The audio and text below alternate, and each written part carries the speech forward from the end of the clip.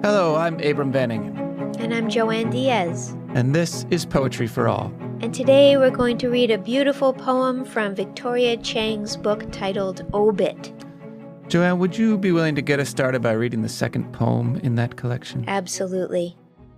My mother died unpeacefully on August 3rd, 2015 in her room at Walnut Village Assisted Living in Anaheim, California, of pulmonary fibrosis.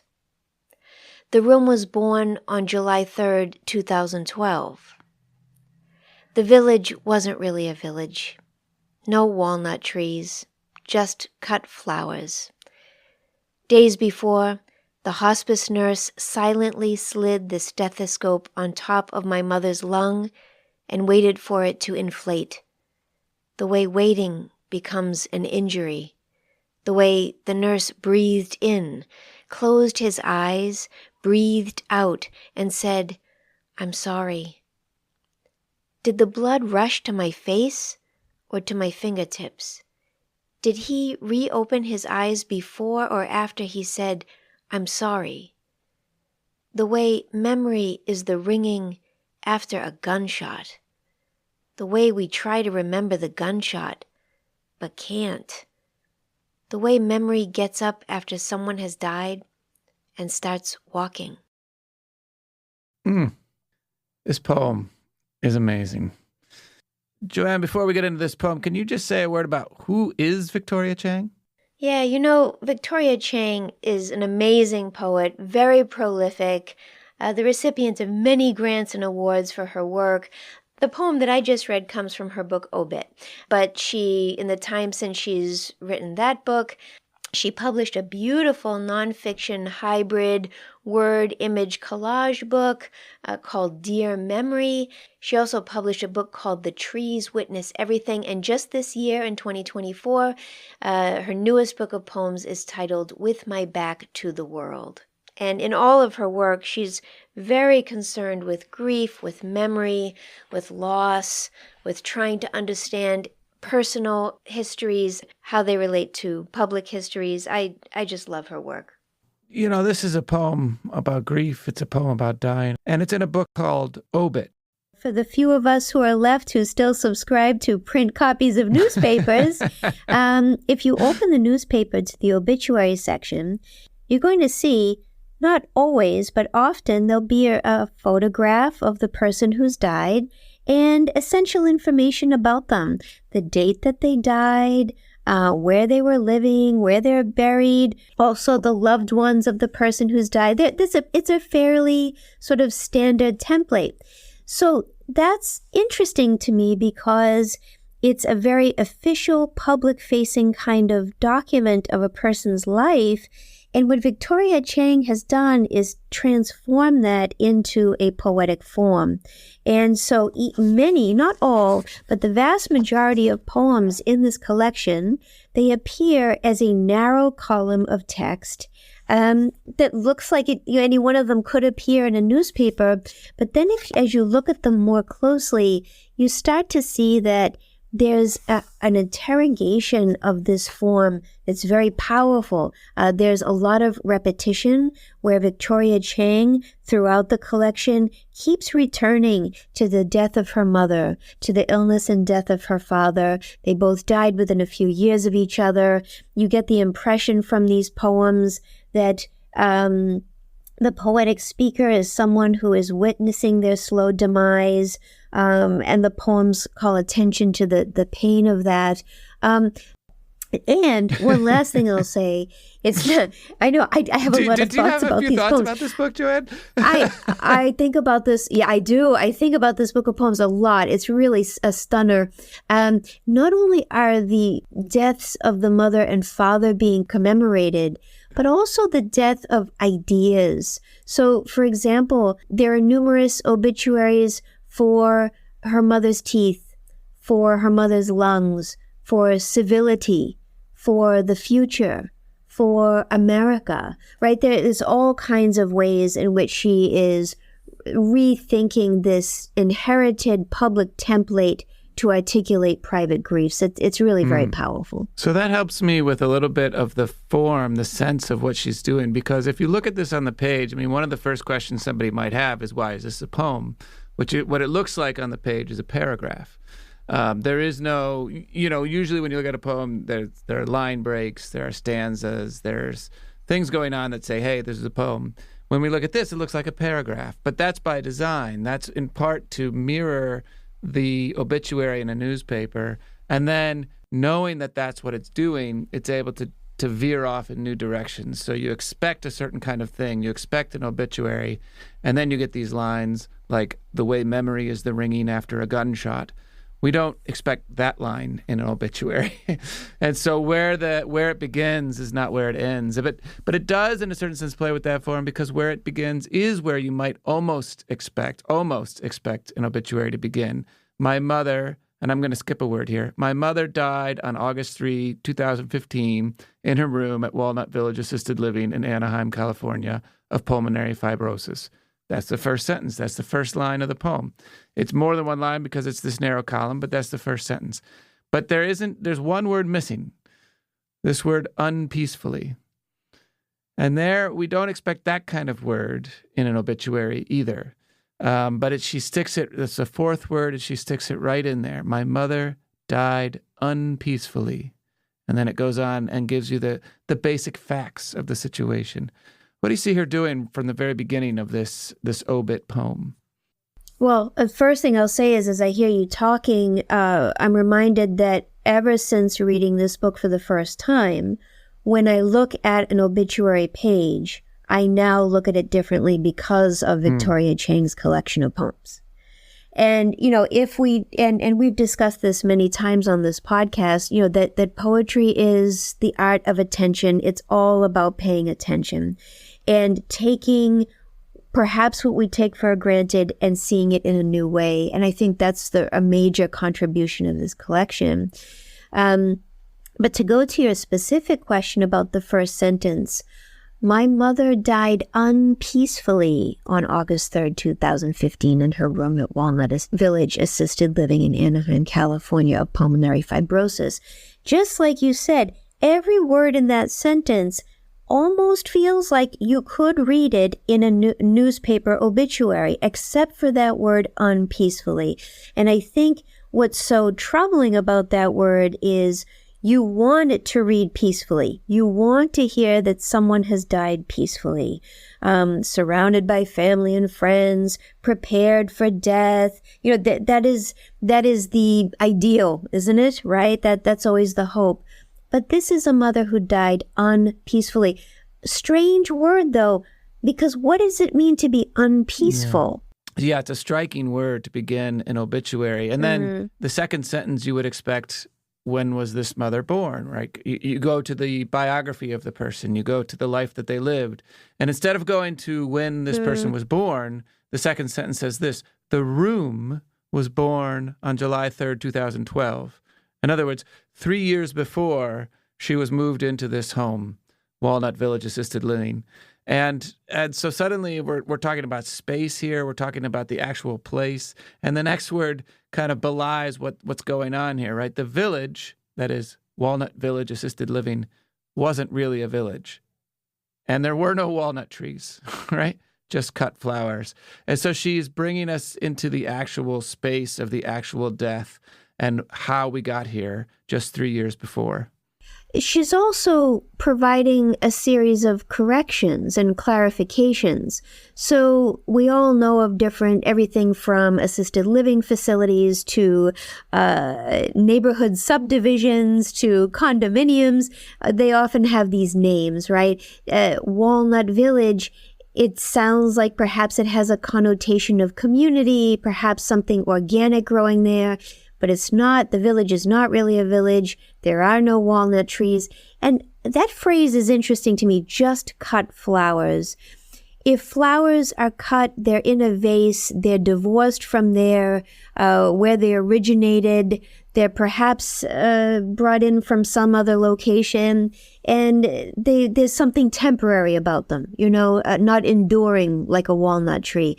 And then the next sentence turns to the nurse, the hospice nurse. Days before, the hospice nurse silently slid the stethoscope on top of my mother's lung and waited for it to inflate. And then this line, the way waiting becomes an injury.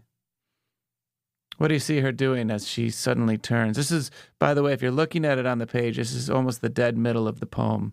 And suddenly it's going to start turning into fragments instead of sentences. And we're going to start turning into repetitions, the way. And suddenly it feels like this poem is going to veer. Yes. Even more than it already has. Yeah, I like what you're saying. That way in which she pulls away from full sentences and then moves toward these phrases. The way waiting becomes an injury. The way the nurse breathed in, closed his eyes, breathed out and said, I'm sorry.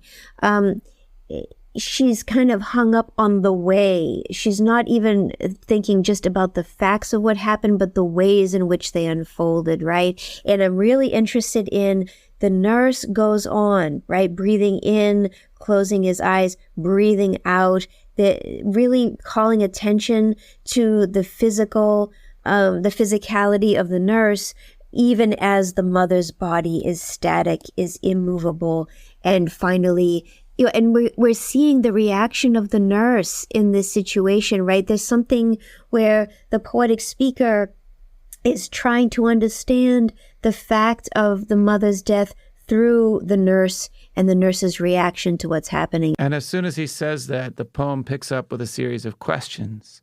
So that also is interesting, that the mind starts to wonder. As soon as this happens, she's beginning to, first of all, try to reconstruct the moment, and second of all, try to remember exactly the details. So did the blood rush to my face or to my fingertips? Did he reopen his eyes before or after he said, I'm sorry? I mean, that second question is so interesting, right? Because on the one hand, what does it matter? And on the other hand, it feels like everything matters on whether he reopened his eyes before or after he said this. And so these questions that are really zeroing in on the moment of death, and then back to this repetition, the way memory is the ringing after a gunshot. These questions are almost like that ringing after the gunshot, trying to get back to the moment itself, but never quite able to grasp it. I like what you just said, that everything matters. Every single little thing matters. And this is not a tiny book. Like this book offers dozens of almost prismatic ways of looking at death and grief. And, as I hear you talking, that quality of attention, there it is again, right? And it may seem to an outsider like whether or not the hospice nurse opened or closed his eyes before or after saying, I'm sorry. I mean, who cares? Of course it matters, because it's as if the poetic speaker wants to hang on to this very moment, this edge between life and death, to kind of preserve every bit of it that she possibly can. Can I ask, have you ever been there when someone has died? I have not. Have you? I have not either, but I have been to many funerals, and many funerals, that is such the right line for what happens. Memory gets up and starts walking. When you come to the funeral and they have died, memory gets up and starts walking, and that's why you have all these remembrances, because they're all attempts to pay attention and to get back to that moment and back to that life before it ended. Sure. And precisely all the memories are what come to life after the person has died. And here she is at the moment of death, and it starts to happen immediately. And first she's trying to remember the moment of death itself. What exactly happened? How exactly did it happen? Wow. What you just said is really moving to me. And now it sounds facile to suggest that she's personifying memory. That's not what she's doing. It's more complex than that. But it does feel like this is a poetic speaker who is working so hard to focus on every possible thing so it can be preserved about this moment. And memory just gets up and starts walking. And I can really, when you just said what you did about funeral services and memory just leaving, just going out the door. But it feels like these are the things we have to hold on to now. And so as it's walking around, you're trying to capture it and get it back. But it's also, in a certain sense, coming to life. I mean, it's always striking to me, the stories I hear about people that I never knew. When I go to a funeral, I learn things about somebody I never knew before because speaker after speaker is saying, I remember this, I remember this. Of course, I wasn't there. I don't remember those things. But there are all these stories that come to life and give me all these angles on a person that I never knew before. And so there is a kind of coming to life of memory at the moment of death that is kind of remarkable. And that this line, I think, does an amazing job of getting us to realize or capturing in its own way. Well, this is, okay, elsewhere in this collection, I mean, there's so many different meditations on death, on memory, on grieving, but elsewhere in the collection, there's one poem titled My Mother's Lungs. And to go to your point, there's a passage in that poem where Victoria Chang writes, what if my mother never told me stories about the war or about her childhood? Does that mean none of it happened? Right? And then elsewhere, thinking about her last words, what dies with them. Also in that same poem that I was just reading from, this precipice between life and death, there's another passage in that poem, My Mother's Lungs, that reads, the obituary writer said, the obituary is the moment when someone becomes history. What the forum enables is a kind of room to breathe. Yes, we carve away. Yes, we keep only what is necessary. But these poems sort of build towards insights that can, in certain senses, stand alone. That she is coming to realizations as she goes. She's coming to recognitions as she goes. And she's keeping the space in there that built to that recognition. So, in different poems, she'll say something like, suffering changes shape and happens secretly. Or, is language the broom or what's being swept? These are moments where she's working through the poetry and coming to realizations, coming to insights, and then letting them stand, but not necessarily taking away all the structures that enabled her to get there. Yeah, and this is where Victoria Chang's collection points to poetic practice in general. Yes, it's elegies, but it's not just about elegy.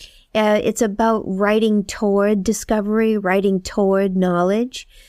Yeah, and just to go back to this central sort of point of this episode, so much of that comes through in the form itself. This taking what is a standard, very ordinary form, the obituary in the newspaper, and using it to do something completely new. Yeah, that's great. With all that we've discussed, would you be willing to read the poem again? My mother died unpeacefully on August 3, 2015, in her room at Walnut Village Assisted Living in Anaheim, California, of pulmonary fibrosis. The room was born on July 3, 2012. The village wasn't really a village.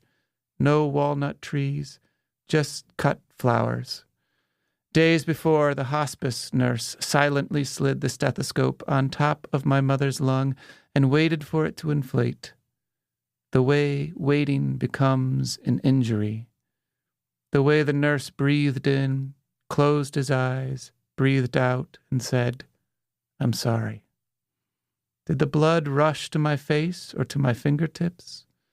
Did he reopen his eyes before or after he said, I'm sorry? The way memory is the ringing after a gunshot.